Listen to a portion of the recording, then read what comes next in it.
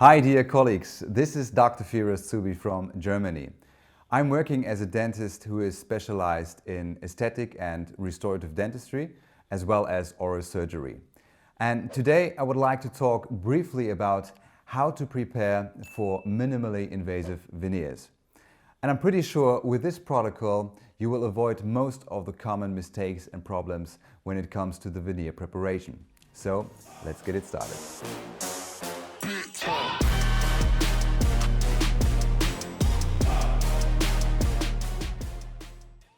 So first of all, it's very important to create suitable conditions because the very first steps already have a great influence on the later work and so automatically on the quality of the veneers.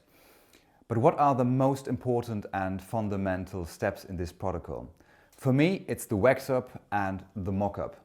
These two elements really need to be flawless and perfect because they include information such as aesthetics, functions, the patient's wishes, and especially they give us the information about how to prepare individually for this case, or rather, how much do I need to prepare at all.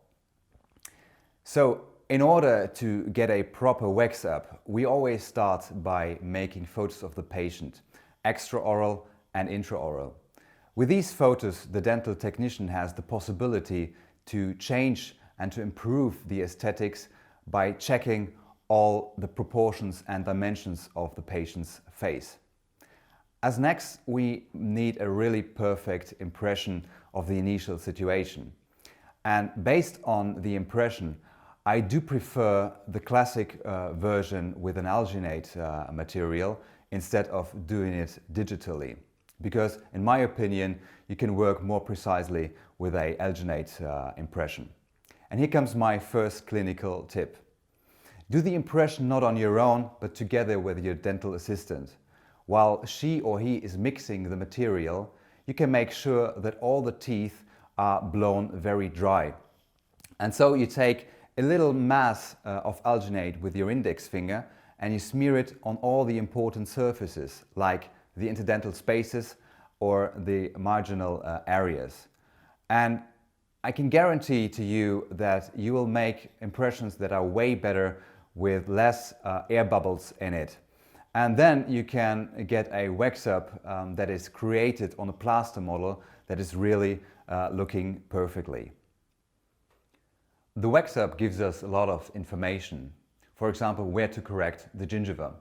But it also should perfectly reflect the planned situation. When we then put on the mockup in the patient's mouth, we can again evaluate the aesthetics. Plus, we can check whether the own teeth are shining through the mockup. This means we have specific areas that need to be reduced in order to make sure that we have a minimum of veneer thickness. But what is the most elegant way to achieve this minimal preparation? It's by using a depth cutter burr. With this specific instrument, you can really grind over the mockup, and it only reduces the substance in these areas where it's needed. The rest of the teeth are untouched. So then you have to remove the mockup again, and you can start your classic way of preparation for a veneer. That means you have to create and define a preparation margin, a really little one. And I always prefer to define this preparation margin paragingival or supragingival, because why should I damage the gingiva? And what automatically happens is that we create unevenness with our preparation. And here comes my second clinical tip. Just use polishing discs for the finishing of your preparation.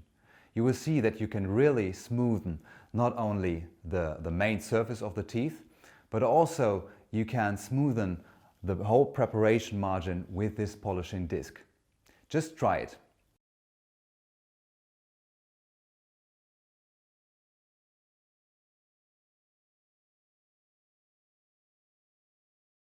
I hope you have enjoyed this video. If you want to see some of my before and after cases, please check my Instagram. Thank you for watching. Have a nice day.